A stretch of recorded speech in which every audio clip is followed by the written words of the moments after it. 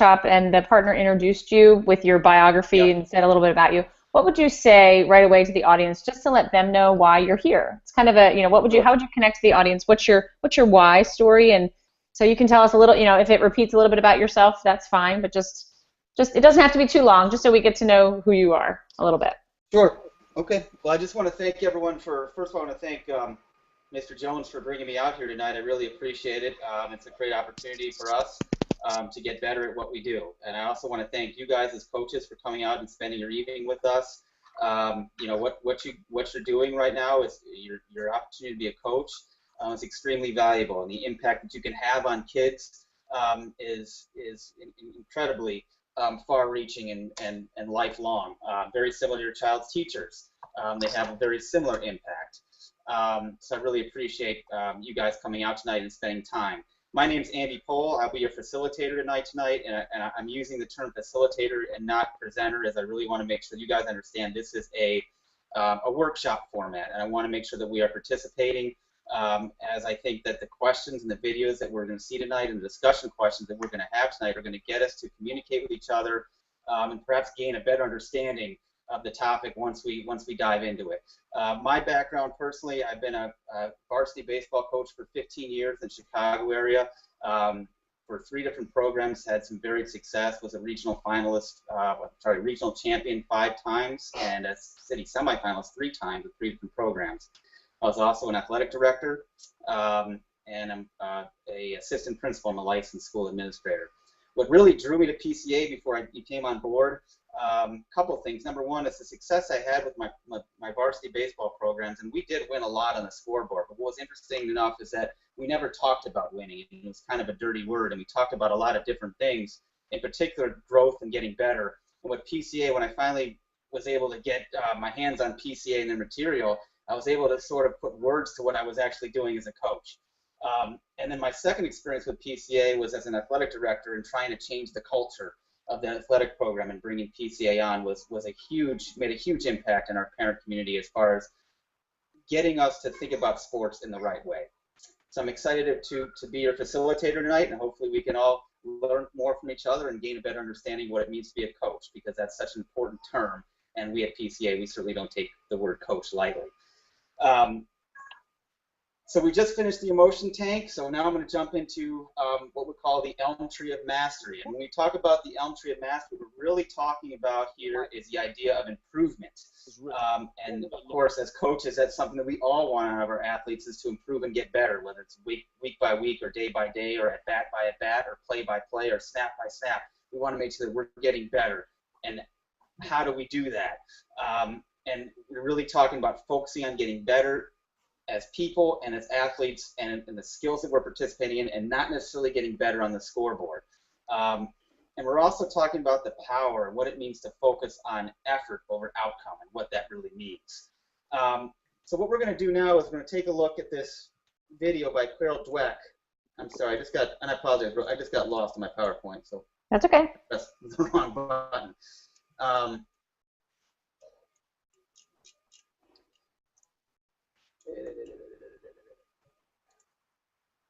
And Carol Dweck is a professor of psychology at Stanford University. She's, of course, as a school administrator, we really study Carol Dweck a lot. But some of the things that she really talks about relate, hand in glove to coaching. So I want you guys to take a look at this, and then we'll talk about, some feedback at the end of the video. Hit play, okay, then get the video done. So everyone, I want to ask you guys a question. After watching this video, what stands out for you at the end of the video? What do you feel that Carol's indicator talked about that could help you understand coaching or make you a better coach? Ruben, what are your thoughts there in the back? Well, it's pretty interesting what you said about how it's not obvious that our players would know that we value effort. That we have to. Yeah, that's not obvious. Somehow we got to make that known to our players and not take it for granted that they feel we value effort. So, Ruben, what you're saying is that we need to make sure that when we talk about effort, we're making really an intentional conversation about that and not assuming that they understand what that is. Am I hearing you correctly? Yeah, and if I heard Carol Dweck correctly, I think she says that it's not obvious to the players that a coach, or she said some coaches think it's obvious that players would know that that the coach values effort, and she says it's not obvious. Right. Does anyone want to piggyback on that thought about effort being obvious, or we want to take it in a different direction? I just sat there and started thinking about my team that I coach, and I thought, wow, I wonder if she asked them what they would say about me as a coach. Do you think your coach values practice and effort? And I would hope they say yes, but that's what I was thinking about. Sure. I appreciate that comment, and I think it's trying to put yourself in someone else's shoes, I think, is what you're getting at, Kelly. But I think, of course, I would probably extend the conversation and ask a few more questions there and probe. But I think to wrap it up, I think we're looking at is just the power of this growth mindset and the idea that that we could all improve, and it's not where we're at. It's where we start from point A and how we get from point A to point B, and not necessarily that end goal in mind, but seeing how much we improve over time. And it's such a powerful thing, growth mindset. I know in the education field we hear it so much, and you probably heard this before too. Either kids come home, or in reference to kids, where I've heard parents and teachers say, well, that particular student is not good at math, and that can be such a demotivating factor. I remember when I was a kid, I overheard a coach saying once that I was not a good hitter, and so it was very demotivating for me, and I always thought that I wasn't a good hitter, when in reality, I was working on my hitting, and I need to think of that growth mindset. I become better over time if I worked at it. One thing that Carol Dweck really talked about that I want to bring out is avoiding that talent trap, and I think we all know that growth is not linear. So sometimes we see this 10-year-old who we keep saying over and over again how talented he or she is, and then as they get older, other players pass them up because they forget that idea that with improved effort they can get better. And so something to really think about when we talk about that talent trap, and I really like how she brought that about. So when we talk about, how can athletes get better, and I think what we're really talking about is, what we really need to think about is psychology 101, and that's sports psychology 101, and that's focus on things you can control and blocking out everything you can't control. And I think it's worth repeating, because I think it's very powerful to think about athletes. If they can focus on things that they can control and block out things they can't, they have a sense of control and a sense of empowerment, and they're going to grow in that type of environment. And so when we talk about effort, and I think Ruben talked about this earlier, about making a concerted effort to get your athletes to focus on effort and value effort more than talent. And I think when you start doing that, you start getting athletes to understand that they can control their effort, and that's really important. The second idea of becoming a noticer of effort, and sometimes I think we have in certain games and certain sports, you have athletes who put forth great amount of effort, but sometimes it's not realized in the box score on the scoreboard. So can we briefly turn and talk with a partner right now next to you, and can you come up with an example in your specific sport where you as a coach could be a noticer of effort? We'll give them 2 minutes, give a countdown, 5, 4, 3, 2, 1. Okay, let's all come back together and let's share out what we think. Kelly in the front there, what did your group talk about as far as an example of being a noticer of effort? We all coach different sports, so in our group we talked about hustle, just noticing hustle, even if it's not, the skill's not executed right. If the athlete is really pushing themselves and working really hard, you can tell just being aggressive, that we are going to notice that. Excellent. So you're talking about just that whole idea of recognizing that effort on the field. It might not necessarily mean scoring the goal, but just being able to hustle down the field and notice and making sure that you're making everyone aware of that. Yeah, absolutely. Yep. Ruben, what are your thoughts? Well, we talked about noticing when players make the effort to be in position, even if the ball doesn't come to them, the play doesn't come to them.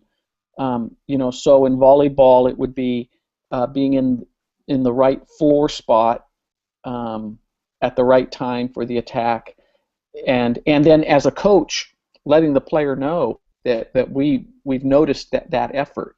And then the baseball coach here was talking about making sure that when players back up bases for errant throws, usually the play doesn't come to you when you back up the base. Right. Right. Especially the higher level, the less often the throw's errant. So making sure that we notice and praise the players for being in position. Right. Thank you, Ruben, for that. I appreciate that. I think your example of baseball is something that at least rings true for me as a coach. You know, I always talked about the outfield being the last line of defense, and an outfielder can play a great game without ever touching the ball. In particular, I always talked about the right fielder, and if you look at, you know, first base, second base, third base, which base does most of the action happen at? First. First base, right? And so whose responsibility is to back up first base? Right It's field. that right fielder, and so that right fielder can play a terrific game by just backing up the base every time there's a play there. There's a great part in the book. John Buxton, who's the headmaster at Culver, ironically, he gave me my first job out of college, so I laughed when I read that. But Buxton used to walk around his athletic program, and he, of course, the headmaster, would give lollipops to athletes who were putting forth great effort. And I know Mr. Buxton pretty well, and that definitely reminds me when I worked for him. He was that type of guy who really kind of valued that. But again, kind of a unique way to do it, right? To give, you know, special kind of recognition, not necessarily the player who scores that goal or gets, you know, or gets the big hit, but someone that does the little things behind the scenes and put forth that effort that we want. And that really kind of that also kind of ties into attributing success to effort. So it's redefining, what does it mean to be successful? Does it mean to be, are you successful as an athlete because you scored 5 goals, or you scored 20 points, or are you successful as a basketball player because you set that good screen, or you got back on defense and you stopped a fast break because you got back on defense? That might necessarily not show up in the scorebook or in the box score, but that effort that as an athlete you put forth, you changed the game and you had control over that, and that's really what we're looking for when we talk about this section. So when we really get into the elm tree of mastery, and ELM, and that stands for effort, learning, and mistakes. And if you look at this slide here, we talk about the scoreboard definition and the mastery definition. I mean, scoreboard definition, it's more of results and comparison with others, and mistakes are not okay. And then in contrast to that, you're looking at the mastery definition of effort, learning, and mistakes are okay. If you're going to, which side do you have more as an athlete? Which side do you really have the most control of? That scoreboard definition or the mastery definition? Mastery. It's that mastery definition, right? As an athlete, you can control your effort. You can control how much you learn every day. And you can also respond from mistakes. And this is really key, because saying that mistakes are okay. And sometimes as a coach, you know, we really come down on athletes for making mistakes.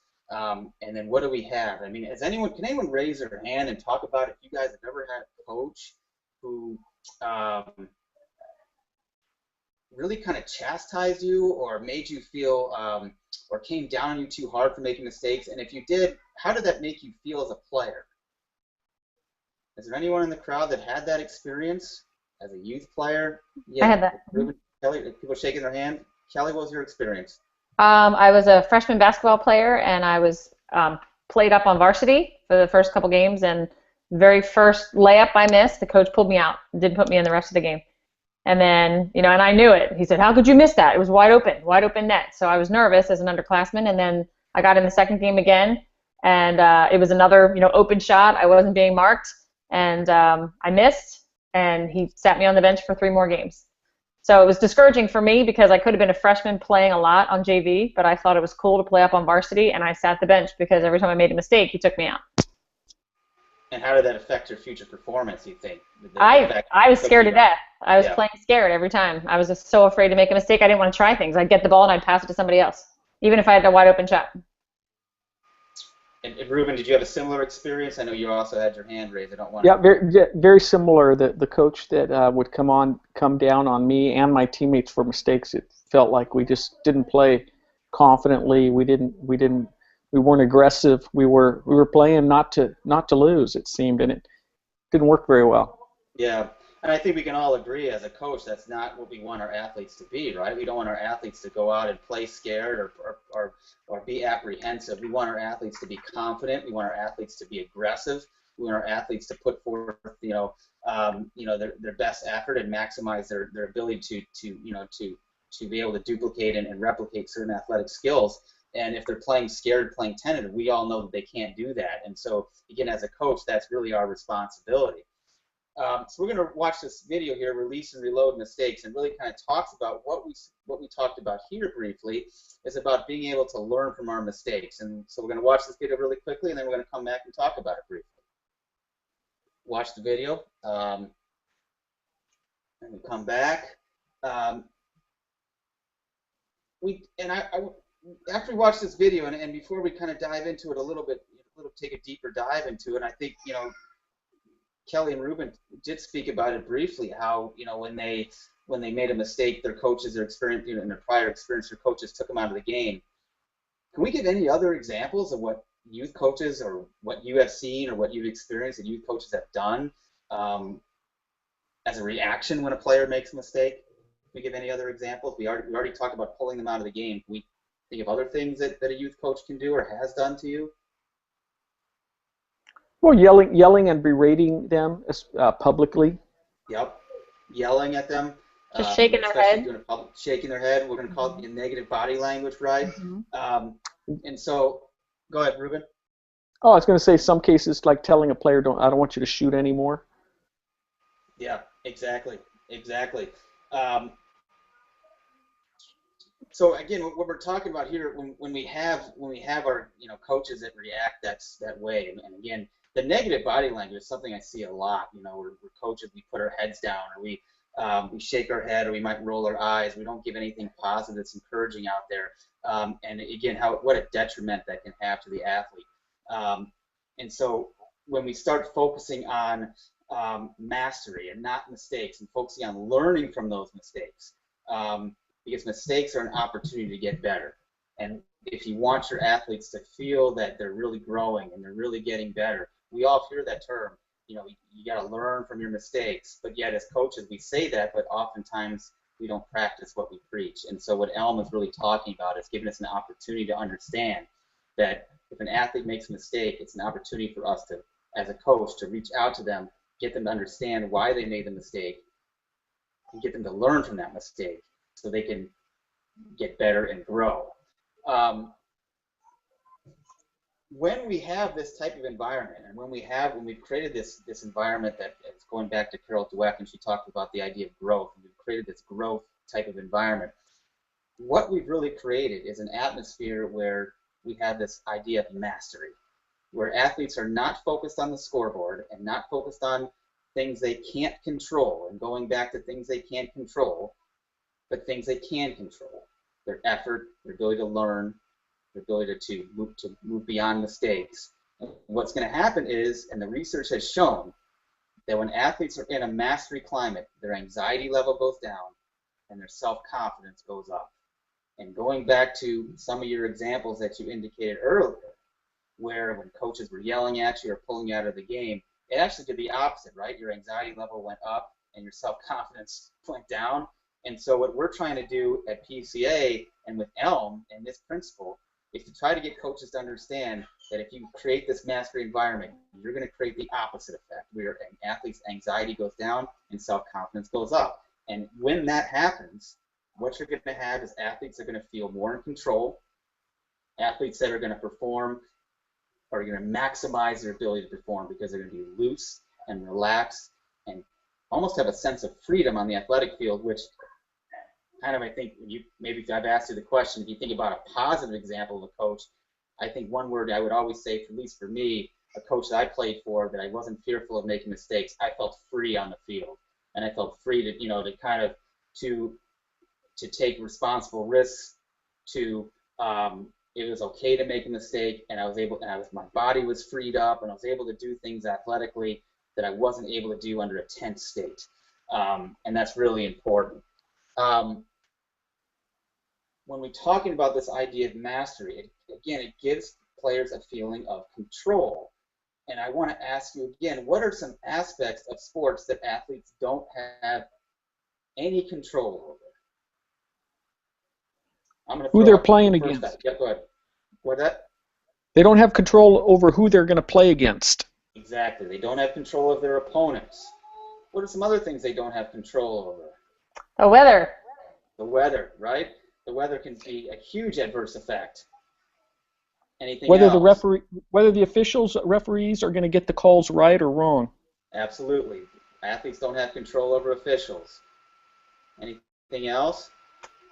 They don't have control over how the other team is performing. Exactly. Exactly. And that's a great point. As we all know as coaches, your team can play really well and lose on the scoreboard and also play really poorly and win on the scoreboard. So, am I up? Yep, that's time. Okay. You didn't have too much longer to go. No, you had, it was just the scenario was the only thing that you didn't have a chance to finish. Yeah. I didn't get to the scenario. Yeah. Do you want me to continue on or? No, that's okay. You can stop there. I think, I don't know, Ruben, did you want him to continue on? I think we're good. No, that was a good 20-minute chunk, and let's debrief it a little bit. Sure, absolutely. How do you feel, Andy? Okay. As I said before, Kelly, last week, it's just gaining some familiarity, and which I'm trying to gain some. The more I look at it, the more I get it. The flow needs to get better. Mm-hmm. Flowing. So what do you mean by that, Andy? The flow needs to get better. What do you mean by that? I think I think switching gears sometimes, or letting one slide flowing into another is okay. The transitions. Maybe that's the word I'm searching for. Needs to improve. I think that just comes with familiarity. Yep. And practice and repetition. Yep. I think it's like anything else, right? I've given presentations before that I've created, and I've also given presentations that someone else has created, and it's two different experiences. Yes. And so it just takes some more time to just kind of gain a familiarity with the program. I think that was certainly something that I can work on. Probably spent a little too much time on maybe some topics. I think that needs to get better. But I think it's Andy. Can I ask you again specifically? Is there a certain piece you would point to where, okay, next time instead of spending 2 minutes, I'm going to spend 45 seconds or whatever? Going back through, I think I still probably spent a little too much time with growth and fixed mindset. I need to kind of streamline that conversation a little bit better. I think I repeated myself a little bit too much when it came down to this idea of control, and I really wanted to make that kind of the theme, but I think that put it a little smoother. Okay. So that's kind of where I'm at with that. Mm-hmm. If I had to critique Good. myself at this Those point. are good observations, Andy. Mm-hmm. Yeah. Go ahead, Ruben. Would you like to continue, and then I'll give it my feedback. I'll just add a little more. I think it was a good outing, and I like your self-critique, Andy. Your awareness of some, because you're good, and yet you have high standards, and you can make it even stronger. So I like right off the bat how you talked about you're there to be a facilitator and not a presenter. I thought your open was good, and I thought it was. I thought you actually kept that pretty tight and concise, and which is important, right? You want to get going, and you might even be able to keep it even shorter if someone else introduces you and says the accolades about you before you even start. So which I would encourage you to set that up so that someone else is saying that about. It's good stuff for people to know. And I think it's all the more powerful if the person introducing you is sharing that. Hey, I had a question for both of you. In this Dweck video, does she actually talk about growth mindset in this video? I'm trying to remember. I know we've got videos of Carol Dweck talking about mindset, but this particular video, I don't know if she talks about the growth mindset in this video. I don't know. I'm playing it right now. I'm watching it just to see. Yeah, unless I'm mistaken it for another video or from the old presentation. You might. I thought the old presentation she did, because I think the first time I seen that it really struck me, but maybe I was thinking about something else. Kelly, listen for growth mindset and talent trap. Yeah, I am.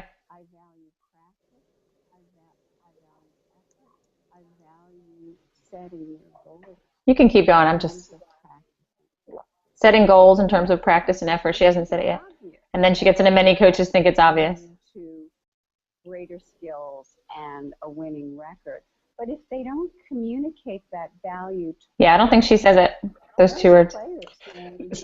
So Andy, I don't know if you're confusing this video with other PCA videos that you've seen online and in our other workshops. Yeah. You might have. Now they're related. They are related, and I think it's okay for you to touch on growth mindset and talent trap.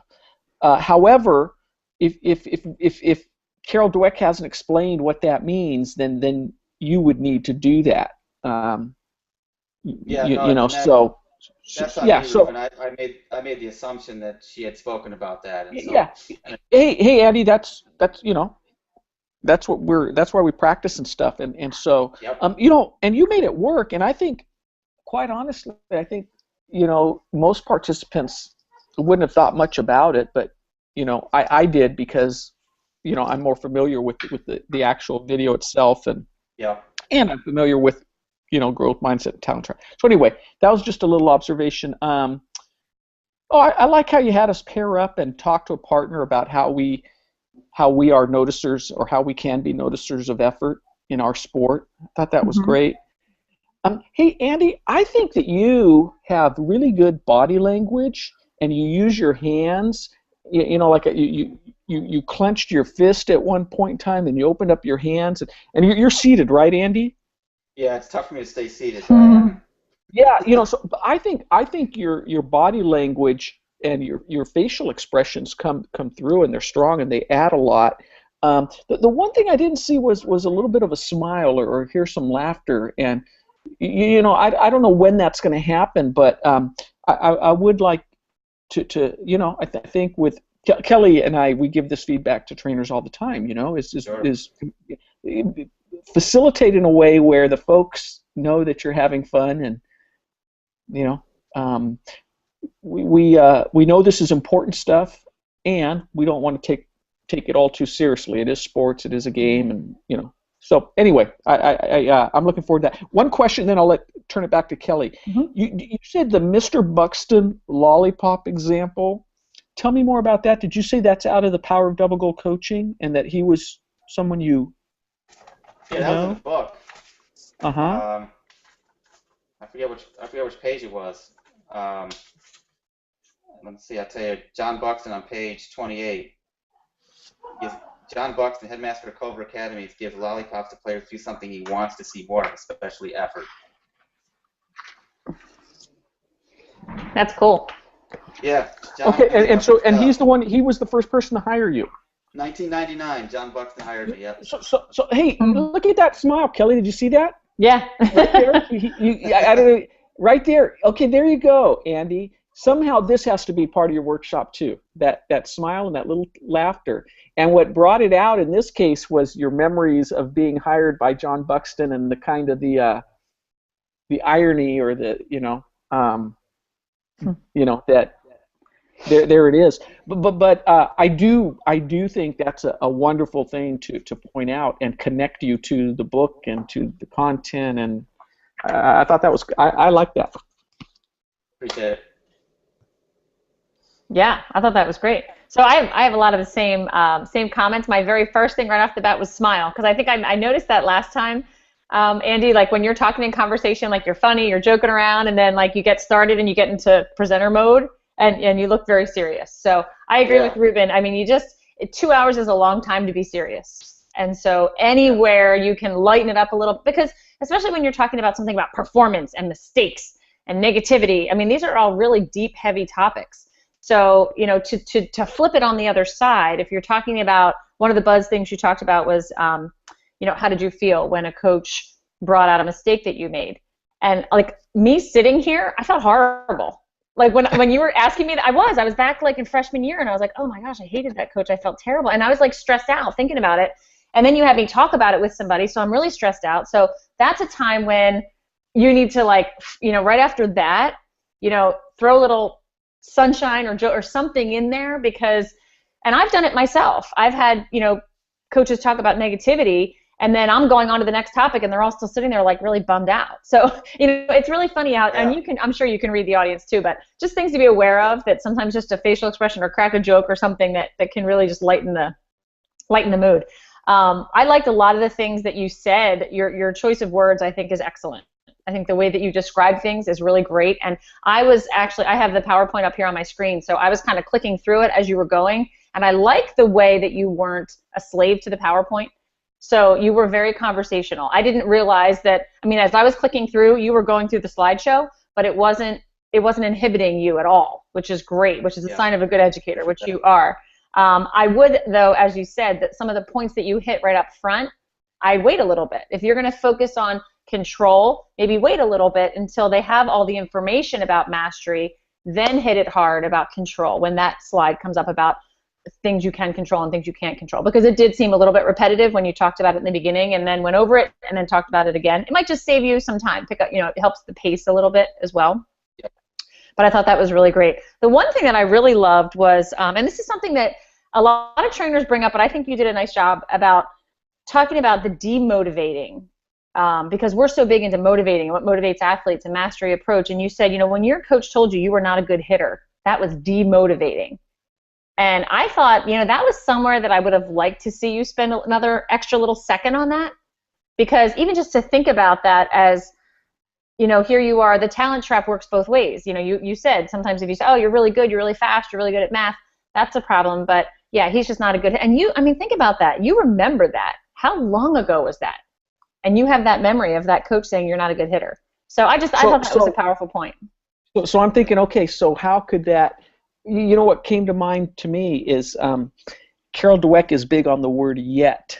Yes. Have you guys heard? Yeah. The power of yet. So what if, so Kelly's saying, I'd like you to have spent maybe a little more on that. What if you had added, and gosh, I just think sometimes, what if that coach had told me, Andy, you're not a good hitter yet. Mm-hmm.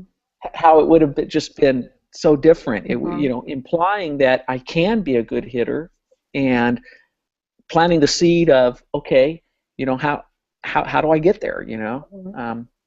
And that's okay. That's what I was getting at when you were saying that the slide that says, how do you get athletes to believe they can get better? When you did tell them you value effort more than talent, be a noticer of effort and attribute success to effort, you skipped over the quote that was there that says, that was a great play, you've been working really hard in practice and it shows. I think those quotes are actually powerful because it puts language, real actual language to the principle. Yeah. So bringing that up, like, yeah, here was the language that my coach said. My coach said, Andy, you're just not a good hitter. Think about that language as opposed to, boy, Andy, you've really been working hard at that. Your hitting is improving. You're not a great hitter yet, but I can see you getting there. I like to put actual words to the principles, and I think it's a powerful thing. So I'd love to see you do a little bit more of that. I like your, the right fielder example. I think that's great. It's a great example that the right fielder might not touch the ball the entire time, but they have a really important position. I liked that the last time you did that as well. Let me see. I don't want to repeat what Ruben said. He said a lot of the same things. Oh, the only other thing that I really liked was the freedom, the idea of having freedom as an athlete. If you think about that, I talk a lot about John Wooden talking about the players. I don't want them to be afraid to make mistakes. Because I want them to be able to take risks. And that's kind of my shtick. I kind of talk about how you want players that are risk takers, but I really like the idea of I want my players to play free, just have fun, and that just information to link to you. I did a workshop probably 6 or 7 years ago, and there was a man who was coaching at a private school who just came from the Dominican Republic.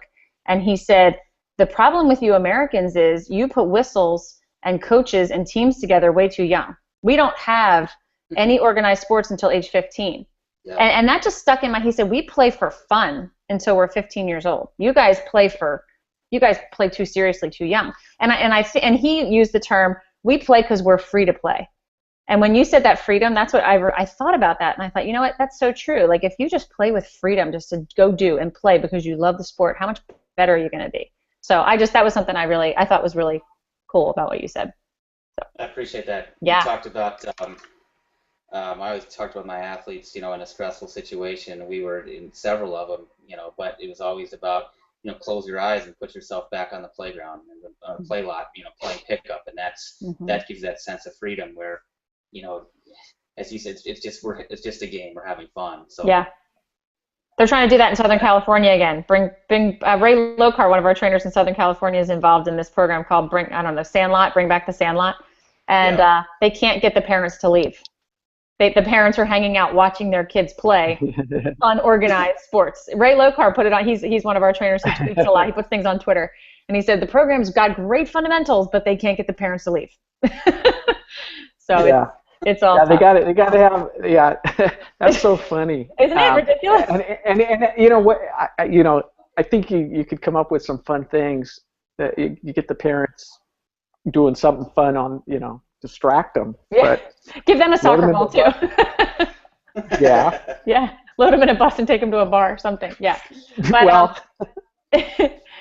Andy, we're really excited. I'm excited to get you involved in Cleveland. I know you've got to move. You said in July. You're going to be end of June. End of June. Okay. Yeah, I'll be settled in probably the second week of July. I'm staying out. We got a little holdover between when we can get into our house and when we're selling our place in Chicago. So we'll be kind of homeless for a couple weeks, and then we'll get settled in. Okay. Because the next step will be for you to get out there at a live workshop, and we'll have you, do. Ruben and I'll talk about whether we want, you think you should do a couple. We could do half the workshop. You can do a few of the principles. We'll match you up with a certified trainer and have you do that. But I don't want to throw it on you before you're, have a box unpacked unless you'd like to. So. What we'll do is we'll put you in touch with Sonia, who will tell you when the workshops are and where they are in Cleveland, and you can see which ones work for your schedule. Okay. As indicated, probably around mid-July, I'm ready to go. I don't know when you guys kind of kick into high gear, but I don't have anything else. So I'm really I'm doing. That's good news for us. I'm doing some baseball training at night and I'm kind of leaving the education world for a little bit, and so hopefully this will be a good relationship between both of us, where I feel like you can use me almost as much as you want, but I got to get to a certain level, so I'll work pretty hard to get there. That's awesome. Yeah. So Andy, what will happen is, July, June and July will be a little slow, and then August will hit and things will ramp up. That's typical. Now. Cleveland, we're hiring a new executive director, and we'll see. It's a little bit of rebooting the chapter, giving it a second go, and so we'll, so I'm not positive about the workshop activity, but typically, once August hits. Yeah, and the chapter needs training help, Andy, and so your timing is perfect for that. And I hope you know how genuine these comments are. That we're very happy to have you, becoming available as a trainer in Cleveland. Yes, I appreciate the opportunity, and I great. Appreciate the feedback. That makes me better. So I would hate to go through a mock presentation and not get anything constructive or feel like you guys are sugarcoating it with me, because that's not going to get me where I need to be. So nice growth mindset. We like that. Yep. It's also actually good timing too, because Joe Tarazi is our lead trainer, and he's going to be doing another trainer day in July or the beginning of August out there. And a trainer day is where you get together with all the trainers from Cleveland for a whole day, and you guys just practice parts of workshops and get feedback. So that's perfect timing for you to jump in, and that'll get you up to speed a lot quicker, because you'll have an audience and you'll have people there. And so yeah, we'll let them know. I'll be in touch. Sonia is our trainer manager. She'll be the next one to send out an email to you that'll have all the information that you need to get you going, and we'll be in touch. Well, thank you so much for the opportunity, and appreciate your time tonight, and looking forward to getting this thing going. Yeah, good luck with the move. We'll try. Thanks, guys. Yep, take care. Thanks, Ruben, for coming. Thank you. Bye. You bet.